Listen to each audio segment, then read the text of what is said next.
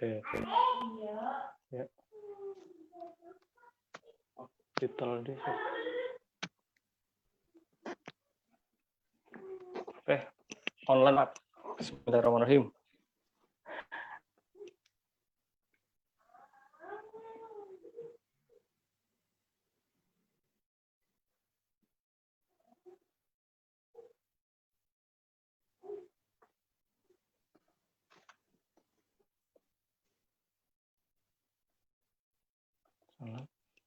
Oke, Assalamualaikum warahmatullahi wabarakatuh. Selamat malam, Bala Daling dimanapun berada. Malam ini, Belaka Baik kembali lagi siaran. Kita bakal ngobrol-ngobrol dengan Komisioner KPU tentang bagaimana sebenarnya persiapan KPU menghadapi pilkada di tengah pandemi COVID 2019. Karena Purbalingga itu akan menggelar pilkada serentak di 9 Desember 2020. Semoga sudah pada tahu bahwa kita akan menggelar pesta demokrasi di akhir tahun nanti, berdekatan dengan hari jadi Kabupaten Purbalingga. Nah, pada malam ini kita akan mencoba ngulik ya kan, belaka-belakaan ya kan, belaka suta sama Komisioner KPU Purbalingga, Pak Bro Andri Supriyanto ya. Nah, kita akan ngobrol sebenarnya bagaimana betul. Kita akan ngobrol sebenarnya tentang bagaimana langkah-langkah strategis dari KPU Purbalingga menghadapi pilkada di akhir tahun nanti.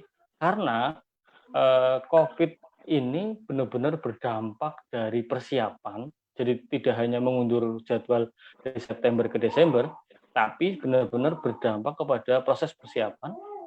Yang kedua, sosialisasi, kemudian pencoblosan, bahkan juga berdampak kepada bagaimana nanti pengumuman dan juga penetapan di akhir. Karena COVID berprinsip kan satu ya, jaga jarak. Nah, jaga jarak ini kan nggak jadi sederhana saat pilkada yang mengumpulkan ratusan ribu jiwa di Purbalingga dan akan mencoblos di TPS di dekat rumahnya masing-masing. Oke, sudah bergabung dengan kita Pak Bro Andri. Sugeng Dalu, Pak. Ya, Sugeng Dalu, Mas. Sehat, Mas? Alhamdulillah, sehat. Ya. Lama ya nggak ketemu. Iya kok, alhamdulillah kayak kering-kering. Saya Pak dengan berbagai urusannya. Sehat. Ya, Pak Bro, kita akan ngobrol soal sebenarnya dampaknya seberapa besar sih dampak dari pandemi COVID-19 ini terhadap persiapan pilkada di akhir tahun nanti, Pak. Iya.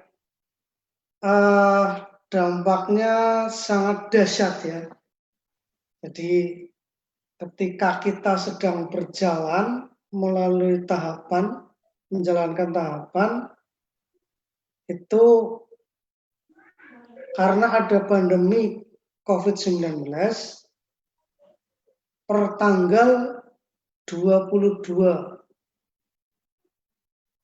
Februari ya, 20 Februari, itu ada surat untuk menghentikan seluruh tahapan. Itu yang pertama. Kita ada surat dari KPU RI 179, kemudian disusul dengan SE nomor 8 tahun 2020, di mana adanya pandemi, beberapa tahapan seperti pelantikan PPS, kemudian rekrutmen PPDP pada saat itu karena akan coklit, itu dihentikan. Bahkan ada pengaktifan PPK pada saat itu yang sudah dilantik. Yang menjadi seru banget itu ketika mau pelantikan itu, Mas, pelantikan PPS. Tanggal 22 dilantik, tanggal 21 malam itu baru muncul suratnya. Kita sudah menyiapkan ubur rampenya itu. Ubur rampe pelantikan segala macam itu sudah diturunkan, sudah dibelanjakan, tapi akhirnya dihentikan. Nah, seiring berjalannya waktu, kemudian kita diaktifkan kembali mulai tanggal 15 Juni ya. 15 Juni itu diaktifkan. 15 Juli itu diaktifkan, PPK diaktifkan, PPS dilantik, kemudian PPDP rekrutmen kembali. Jadi ketika kita menghadapi pandemi ini bukan hanya dari sisi teknis, tapi biayanya juga membengkak, Mas. Begitu. Ya. Berapa perubahan anggarannya berapa, Pak? Jadi sebelum ada pandemi itu kita punya anggaran dari Pemda itu 30,3 M ya. Nah, kemudian karena ada pandemi harus jaga jarak, konsekuensinya berimplikasi pada pembiayaan, di mana TPS yang tadinya maksimal 800 itu menjadi 500. Gitu. Kemudian harus ada APD rapid test untuk seluruh penyelenggara. Kita mengajukan ke Pemda lagi 22 M, tetapi Pemda hanya sanggup 1 M. Maka 21 kita ajukan ke APBN ya. APBN, dan dari Pemda itu sudah 100% dicairkan untuk penyelenggaraan Pilgub Purbalingga. Sedangkan dari APBN untuk pembelian APD dan lain-lain itu sudah termin pertama cair 5,6. Begitu. Ya. Artinya sebenarnya pandemi itu tidak mengubah, misalnya tidak berdampak kepada proses ya. Misalnya dengan rentang waktu hanya setengah tahun ini, terus kemudian tahapan-tahapannya tidak terganggu sebenarnya ya Pak ya. Cuma perubahannya adalah di plotting anggarannya bebannya tambah kan gitu ya. Bebannya tambah karena adanya protokol kesehatan. Dari pelaksanaan tahapan-tahapan berpengaruh juga, Mas. Nanti akan seperti di PKPU 6, PKPU protokol kesehatan tentang COVID ini, di mana semua tahapan itu wajib menggunakan APD protokol kesehatan secara lengkap. Seperti tahapan coklit ya. Tahapan coklit kan kalau secara normal itu door to door nggak ada masalah. Tapi sekarang door to door harus menggunakan pelindung wajah, sarung tangan, kemudian masker, cuci tangan, hand sanitizer itu. Ini kan juga berimplikasi pada pembiayaan dan pengaruh secara psikologis pada petugas dan masyarakat. Begitu. Oke. Berarti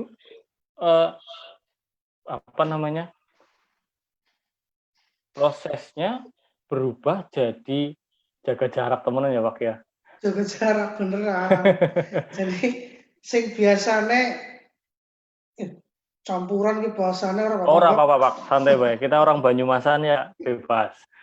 Sing biasane coklit sambil ngendong, ngobrol dengan tuan rumah. Nah sekarang coklit bisa hanya di depan rumah, nang emperan, nang teras, begitu. Bahkan ada sebenarnya sih caranya ya, parno banget lah ya, ketakutan gitu loh. Jadi, masa segitunya pakai APD, dan ada yang sempat ya ketakutan gitu. Oh enggak, ini kami PPDB teman-teman sudah dirapid dan dinyatakan sehat ya, tidak reaktif, maka teman-teman itu bertugas begitu. Kemudian eh, nanti kampanye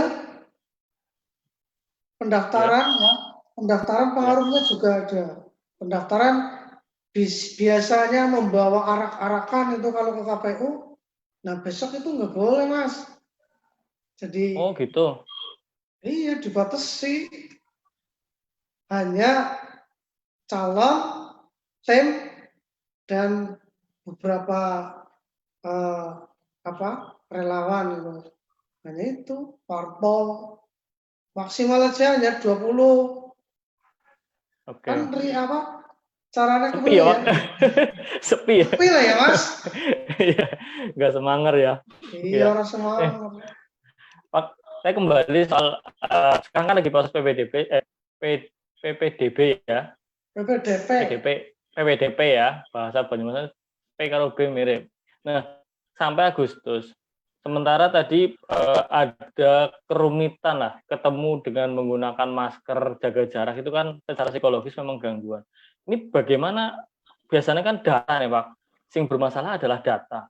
Nah ini bagaimana KPU mengatasi asumsi-asumsi lah ya, atau dugaan nanti datanya nggak valid, ketriwal, sementara jaga jarak dan sejenisnya. Gimana Pak? Iya. Tujuan dari coklat itu sendiri yang dilakukan PPDP adalah untuk memvalidasi data dan masalah kendala jaga jarak dan lain-lain. Saya pikir ini sudah selesai lah karena kita menjalankan protokol kesehatan. Di samping itu kita juga berkoordinasi dengan pengurus RT RW. Jadi ketika ada satu kendala, contoh ini Mas, ada Mas. Tadi ada 2 wilayah ya, yang di situ ada yang positif COVID belakangan ini, baru-baru ini, maka kami instruksikan kepada teman-teman di lapangan PPDP khususnya, jangan dicoklat langsung dulu. Karena sekitar itu loh, misalkan beberapa yang sudah di tracking kan biasanya nang desa kan dongan-dongan Mas. Nah, yang kemungkinan itu sudah berkomunikasi dengan pasien COVID itu tidak dicoklat, tapi belum dicoklat dulu maksudnya, tapi berkoordinasi dulu dengan pengurus RT dan RW. Oke. Jadi nggak serta merta langsung dicoklat dan tidak dicoklat gitu ya Pak ya? Ya enggak lah. Jadi teman-teman di lapangan selalu kita monitor untuk ketika ada masalah itu sedikit demi sedikit langsung tertangani. Kemudian masyarakat juga ya kami menghimbau lah kepada masyarakat Kabupaten Purbalingga nggak usah takut dengan petugas kami karena petugas kami secara medis sudah dinyatakan sehat. Itu tadi kalau misalkan keberatan dendongi nang jero omah ya cukup nang teras, disiapna KTP dan KK gitu. Nah, datanya beda. Kan kemarin juga ada pertanyaan ini dari beberapa teman-teman. Loh, yang datanya dimiliki KPU dalam AKWK dengan KK atau KTP kok berbeda? Ya nggak masalah. Karena ini tujuan dari coklat ya membetulkan data. Gitu. Oke. Artinya memang prosesnya sudah dijaga sedemikian rupa secara penjagaan COVID lah ya Pak ya. Itu protokol kesehatannya sudah kejaga. secara prinsip juga proses sekarang ini PPDP ini juga untuk meng-cross check data agar misalnya ada perubahan atau ada ini memang ini waktunya kan jangan sampai di DPT apa di DPS terliwat gitu Pak ya. Nah, iya. Dan ada nanti pada saatnya ya, Yeah. pada saatnya AKWK divalidasi menjadi DPS. Ya. Ya, ya monggo bersama-sama lah masyarakat proaktif ketika diumumkan di tempat-tempat yang strategis di balai desa, pos kamling, mungkin di tempat ketua RT dan RW, ya ditiliki, jangan sampai gotak tapi pada hari hanya gotak ketika sudah jadi DPT. Ya jadi saling kontrol Mas. Oke, siap. Jadi memang meskipun pandemi, support dari masyarakat penting ya. Oke, Pak. Iya. Kita akan ngobrol lagi, Pak, setelah ini ceritanya anak iklan-iklanan. Loh, Mantap ya. Menteng Medang. Aslinya yo gambar-gambar. Oke. Teman-teman, Bara-Blaring, nanti kita akan kembali setelah beberapa detik setelah obrolan iklan berikut ini.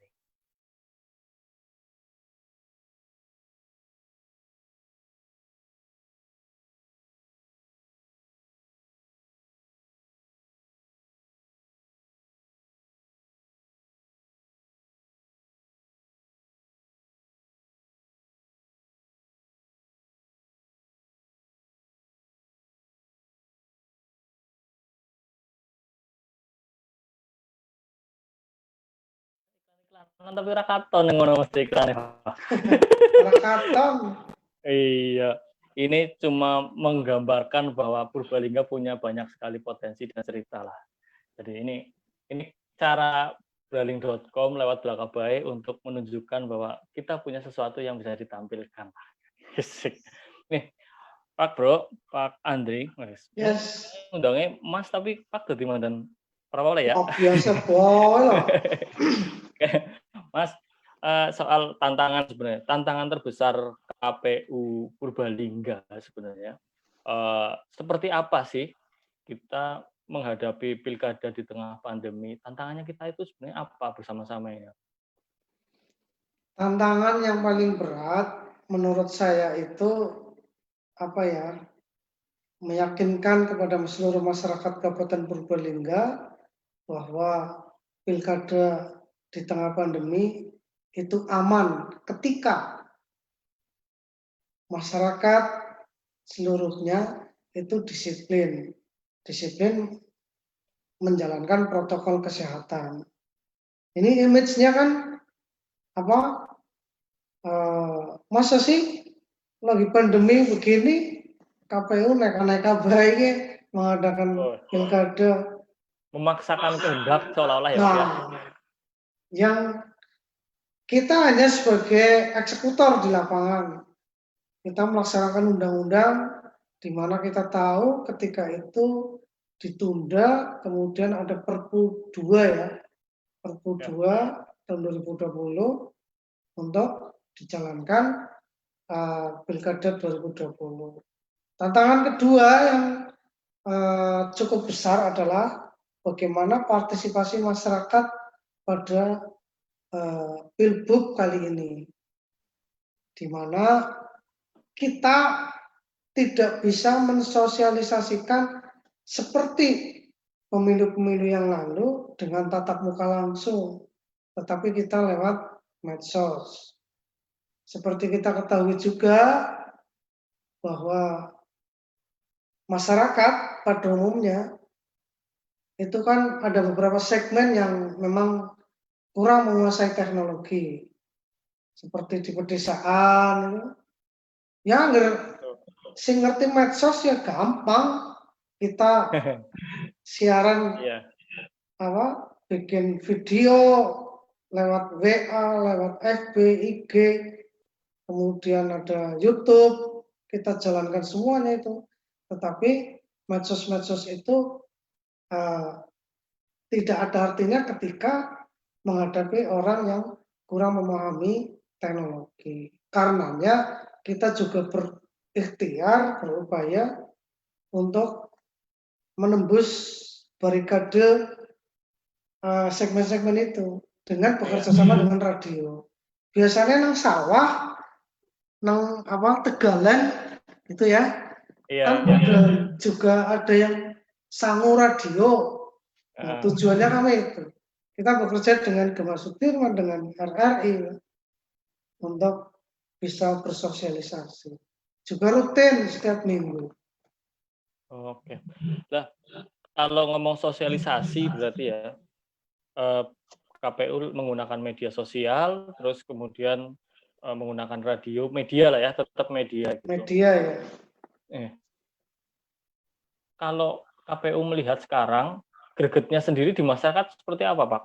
Misalnya kan acuannya biasanya kita ya, kita ngomong biasa normalnya kita kan, kita melihat baliho, kemudian bendera dan sejenisnya gitu, sebagai bentuk, oke, lagi pilkada.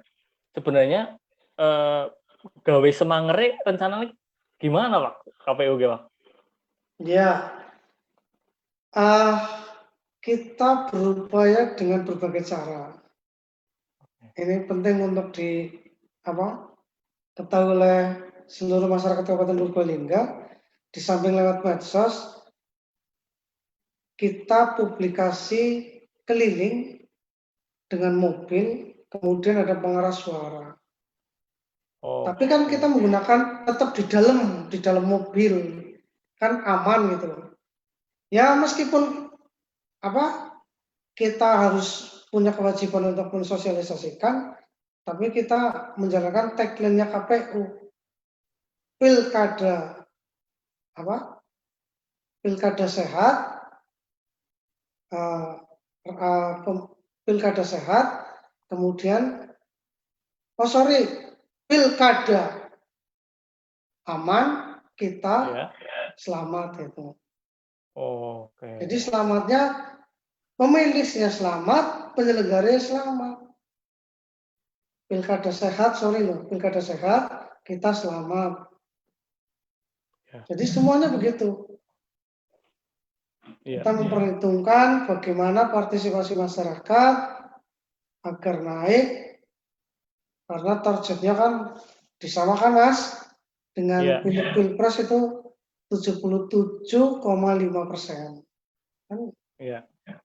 Ini tantangan, tapi ya kita coba optimis lah, karena bagaimanapun juga ini harus kita lakukan dengan baik, dan harapannya monggo masyarakat Kabupaten Purbalingga pada tanggal 9 Desember 2020 datang ke TPS untuk menyalurkan aspirasinya.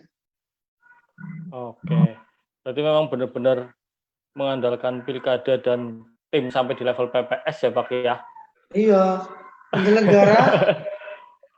penyelenggara dari PPK, PPS, nanti KPPS dan PPDP ini kan door to door Mas. Door to door juga kami sampaikan untuk berpesan kepada masyarakat agar datang ke TPS pada 9 Desember. Semua penyelenggara juga wajib nge-share, baik melalui akun pribadinya, seperti FB, IG, yang penting mereka punya medsos, salah satu diantaranya kita share. Kemudian ada beberapa juga akan kita pasang baliho-baliho di jalan protokol di kabupaten, di kecamatan-kecamatan juga kita sudah pasang itu banner-banner yang mengajak masyarakat untuk mensukseskan Pilgub 2020 pada tanggal 9 Desember. Oke, siap.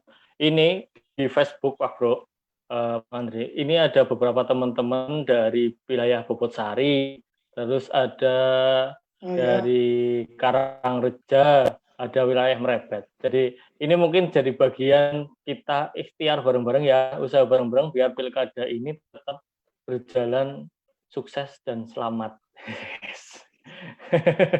Betul. Iya. Pak, soal sosialisasi, campaign lah ya, kampanye. Ya. Kampanye besok tidak ada ya, tetap ada kampanye tatap muka, oke. Tapi lebih banyak didorong untuk membatasi jumlah. Nah, Ya, betul. sejauh ini partai atau calon mengeluh dengan itu nggak, Pak?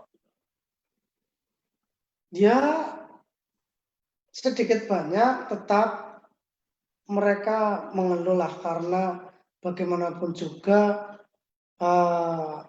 sosialisasi yang dilakukan mereka dengan harapannya bisa ketemu langsung dengan konstituen. Tapi nyatanya kan dibatasi maksimal 20, kemudian kapasitas ruangan, kapasitas ruangan ini nanti dibatasi 50% dari ruangan. Terus dijalankan dengan protokol kesehatan. Kemudian itu kalau tatap muka ya. Kemudian yang diutamakan adalah dengan daring, itu Online ya. online.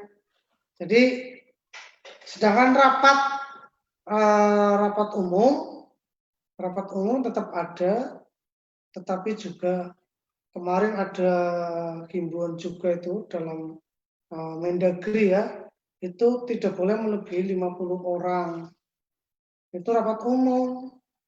Rapat umum itu yang di lapangan ya, Pak, maksudnya ya, Pak? Ya, rapat umum itu yang di luar. Oh, keluar gedung. Di luar gedung. Tapi ya sepi banget ya, Pak ya. 50 wong gitu ya. Terus kapasitas gedung 50%. Terus tadi di perkumpulan juga dibatasi 20-an orang gitu. Efektif apa sepi apa aku juga bingung gue. Kayaknya ampleng gitu, Pak. Gimana, Pak? Ya, gaungnya memang kalau dari sisi gaung ya, publikasi itu ya boleh dikatakan berkurang lah ya. Ya. Tapi mau tidak mau ini kan dalam rangka menyelamatkan kita semua. Jadi pilkada sehat, kita selamat, pemilihnya sehat, pesertanya sehat, penyelenggaranya sehat, masyarakat seluruhnya kita kan tahu ya, wajib menggunakan protokol kesehatan, jaga jarak, pakai masker. Bahkan kan menurut para pakar ini kan pandemi COVID-19 sudah menguasai udara kita kan di sekitar kita. Jadi dimanapun kita berada, ya monggo kita disiplin bersama-sama. Tetapi nanti di TPS juga ada regulasinya, Mas. Oke. Setiap pemilih itu wajib hukumnya menggunakan masker, terus menggunakan sarung tangan. Sarung tangan malu ya sederhana, sarung tangan plastik itu. Oh, yang sekali pakai yang buat roti itu ya? Iya, tapi yang tujuannya adalah biar paku coblosan itu tidak langsung dipegang oleh banyak orang gitu loh, maksudnya begitu. Nah, sebenarnya Pak, kalau misalnya kita ngomong kampanye ya, kampanye kan melibatkan banyak orang dan otomatis di situ kadang masa kan angin terkendali ya. Kayaknya ruwet banget ngatur wong akeh kan. Nah, misalnya nanti saat kampanye ditarget tim kampanye cuma menarget 50, jebule sing teka atusan saking tresnane misalnya kan gitu, saking semangatnya warga. Nah, kalau ada dalam tanda kutip mungkin tidak sesuai dengan tata aturan KPU, apakah nanti bunyinya ada hukuman atau peringatan atau seperti apa, Pak? Gambaran di aturan itu. Iya. Jadi ini domainnya jenis sebenarnya di Bawaslu ya. Iya. Tapi sebenarnya secara aturan diatur apa? Iya, Bawaslu itu mengawasi seluruh tahapan, termasuk di dalamnya adalah protokol kesehatan.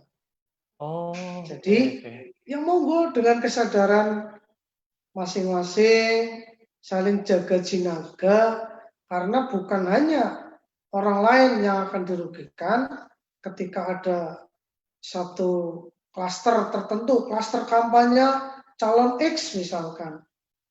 Itu bukan hanya diri sendiri tapi orang lain, bahkan calonnya yang kan dirugikan. Jadi Iya. mohon kita saling menjaga agar kita sehat semuanya. Jadi nanti Bawaslu yang akan mengawasi itu. Oh, oke. Tapi secara aturan ada, maksudnya secara aturan di PKPU ada bunyi itu ada, Ya, Pak. Oh, ya, ada. Jadi sehingga apa yang sudah diatur oleh PKPU ya harus ada ditegakkan gitu. oh. Nah, di PKPU sendiri ada bunyi hukuman punishment misalnya sampai diskualifikasi gara-gara protokol kesehatan, Pak? Oh, enggak ada itu, Mas. Nggak ada. Yang Berarti paling peringatan ya, model-model ya, begitu ya? Oh, jadi kalau ini perlu diketahui oleh kita semua bahwa pelanggaran-pelanggaran kampanye itu kan bisa ada pelanggaran administrasi, iya. pelanggaran dari sisi teknis dan pelanggaran bisa pidana. Pidana itu ranahnya nanti oleh pihak yang berwajib. Kalau administrasi kan tinggal ditegur agar memenuhi administrasi. Nah, tentang protokol kesehatan pun seperti itu. Oh, oke, memang udah ada detail aturannya. Ini yang harus hati-hati karena memang kan libatkan kayak wong tim kampanye mungkin setitik cinta keewonan ya atau atusan gitu kan udah 50 wong plus 1 aja udah ada beba ya. Bisa Ya jadi namanya masalah kan. masyarakat ya. Ya tadi Mas Bangket sampaikan ya karena tresna gitu ya. Iya. Ya bisa saja hal itu terjadi. Tapi ya nanti langkah preventifnya kita tetap mensosialisasikan ini kepada seluruh peserta, seluruh parpol dan stakeholder dan masyarakat.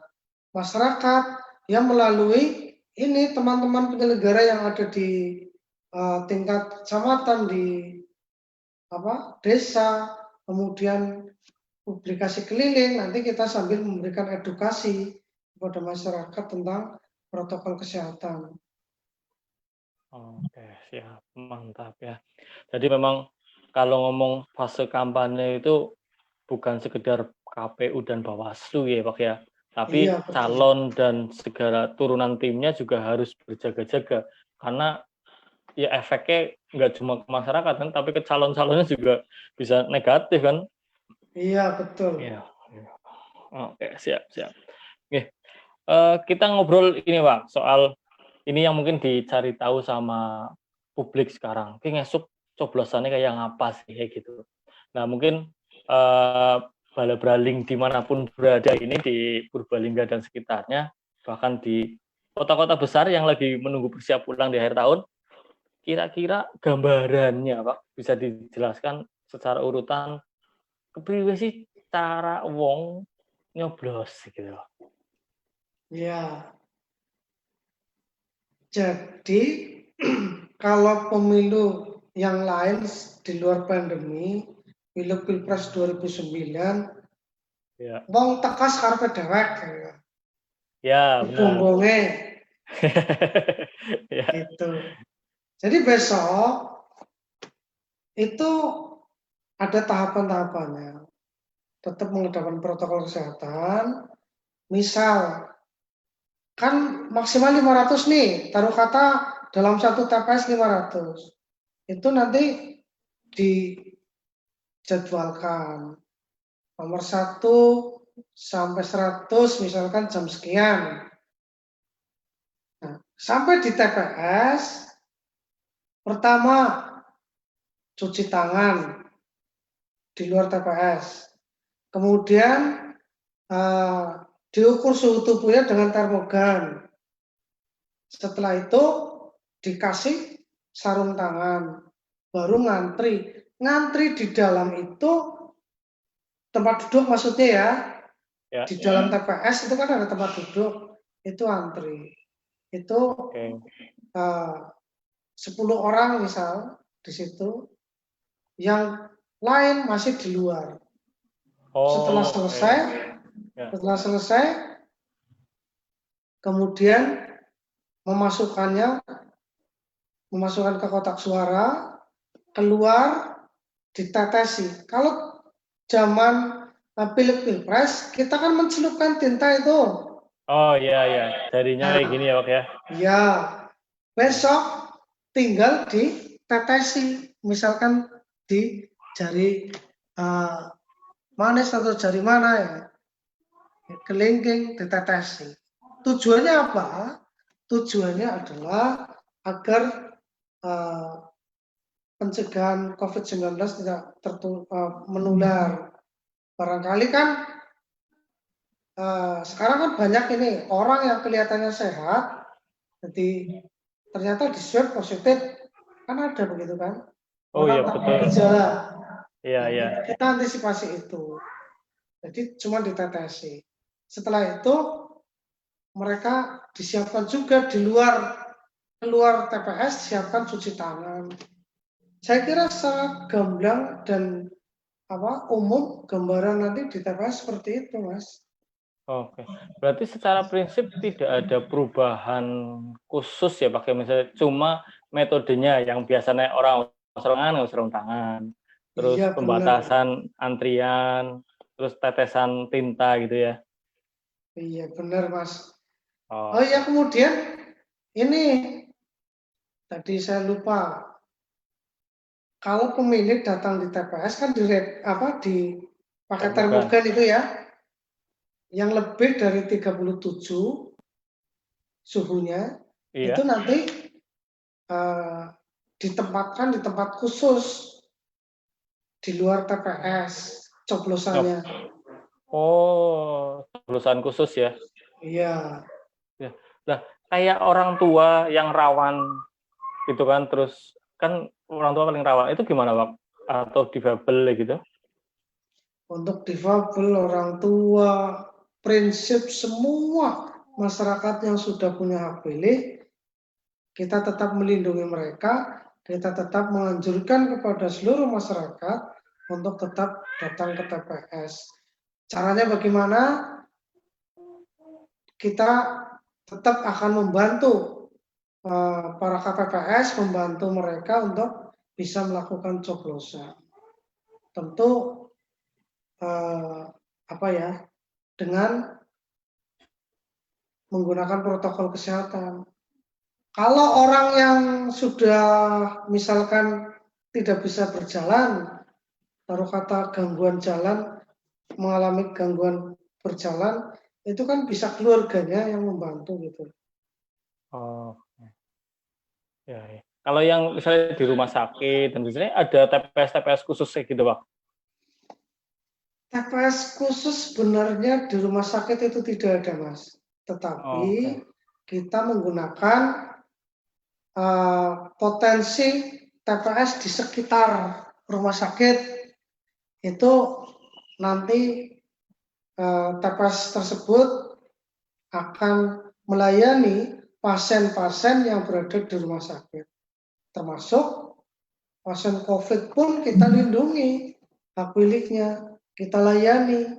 Tetapi petugasnya menggunakan APD lengkap level 1, pakai hazmat dan seterusnya. Oh, itu khusus yang memang positif ya, memang COVID, pasien gitu ya, memang pasien ya. COVID. Oke. Ini ternyata live kita malam ini ada yang nonton dari PPK Bojong Sari, terus anak Kedung Menjangan, terus kanca KPU dari Pemalang, bro.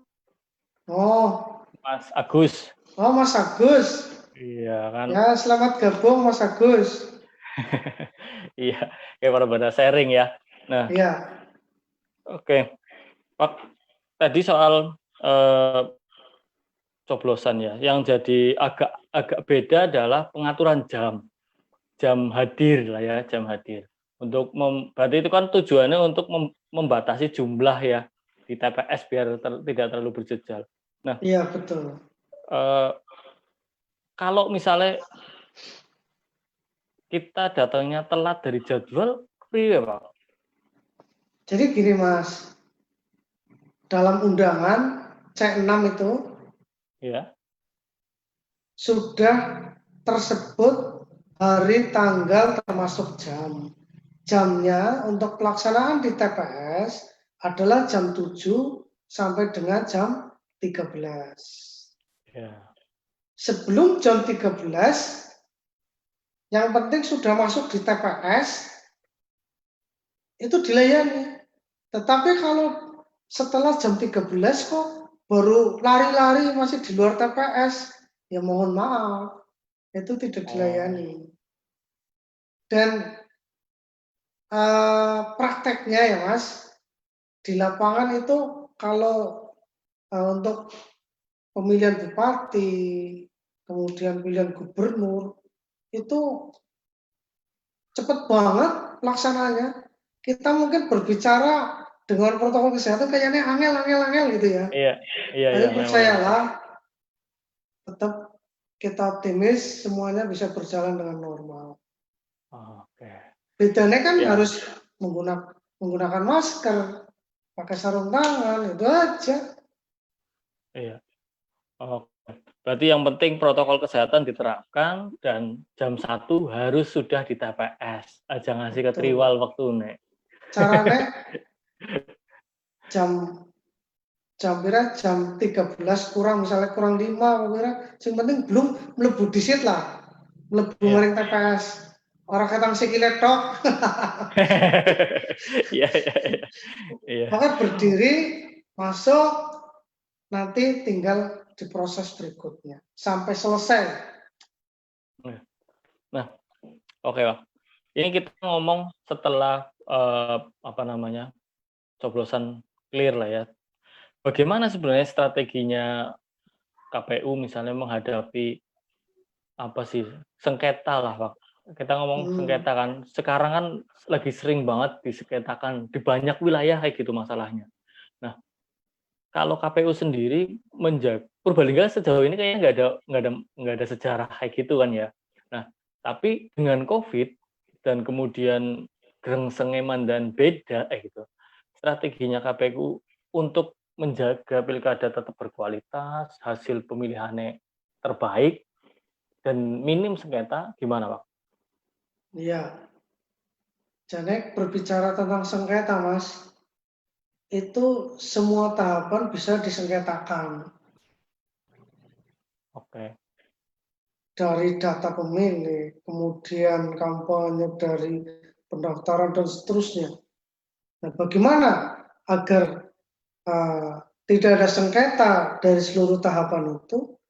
Satu-satunya jalan kita kerja all out, memberikan yang terbaik, kemudian kita memberikan edukasi dengan preventif kepada seluruh masyarakat dan calon, parpol, pengusung untuk tetap sesuai dengan regulasi yang ada. Seperti pendaftaran misalkan, pendaftaran syarat-syaratnya ya dipenuhi, baik dari sisi administrasi kan ijazah, kesehatan, dan seterusnya, sampai rekomendasi, sampai jamnya itu ditentukan.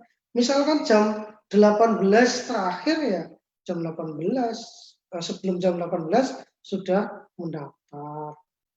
Kemudian kita juga terus memberikan layanan.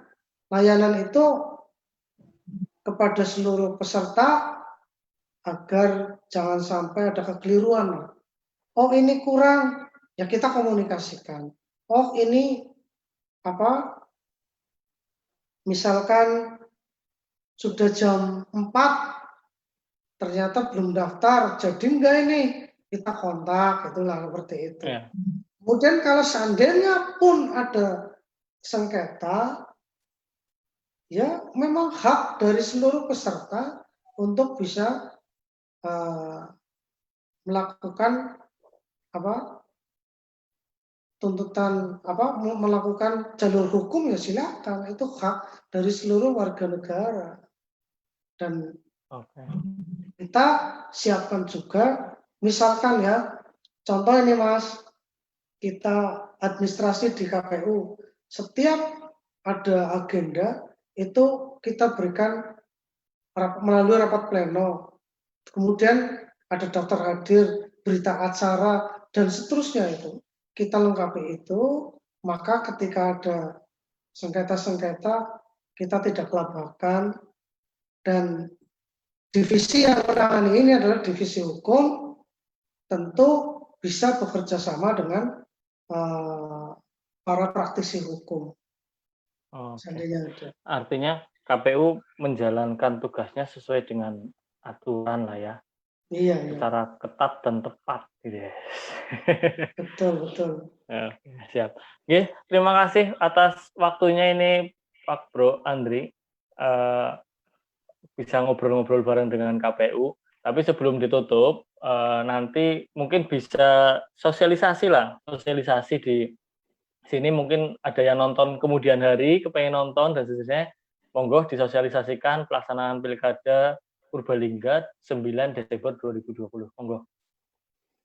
Ya, para masyarakat Kabupaten Purbalingga pada umumnya dan dimanapun berada ya, mungkin yang di perantauan, tapi KTP-nya masih Purbalingga, masih punya hak pilih maksudnya, itu monggo bisa datang ke TPS pada 9 Desember 2020.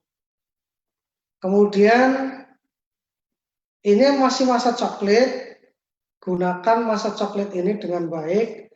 Ketika ada data-data yang memang perlu diperbaiki.